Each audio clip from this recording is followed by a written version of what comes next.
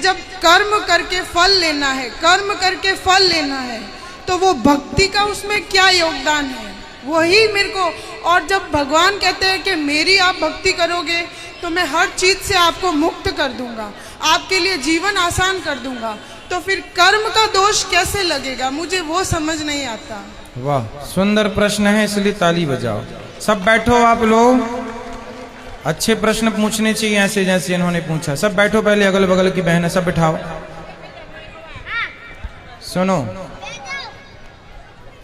इन्होंने पूछा है कि जब कर्म का ही फल भोगना है तो फिर भक्ति करने की क्या जरूरत है। सिंपल ये है, क्यों? सही है। अर्जुन भक्त थे कि नहीं? माइक ले लो, आगे पीछे की मैया बैठ जाओ। अर्जुन भक्त थे कि नहीं? जी थे ना। लेकिन अर्जुन को भी 12 वर्ष का वनवास जाना पड़ा। 12 साल तक जंगल में रहना कोई सरल काम तो नहीं है।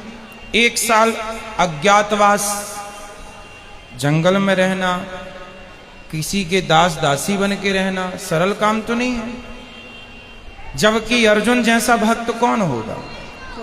फिर भी उन्हें कष्ट उठाना पड़ा। भगवान राम तो स्वयं भगवान थे, 14 साल का कष्ट।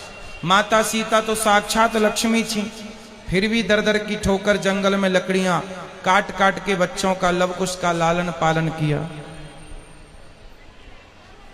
इसी प्रकार अब आप कहते हैं कि जब हम भक्ति करें तो फिर कर्म ही का फल भोगना है, तो भक्ति का अर्थ क्या? बात ऐसी है बेटा कि कर्म तो अपनी जगह है, कर्म तो हमें भोगनी है, हमें भी भोगना है, आपको भी भोगना है। भक्ति सिर्फ इसलिए की जाती है, इसलिए नहीं की जाती कि भगवान हमें पैसे वाला बना दें,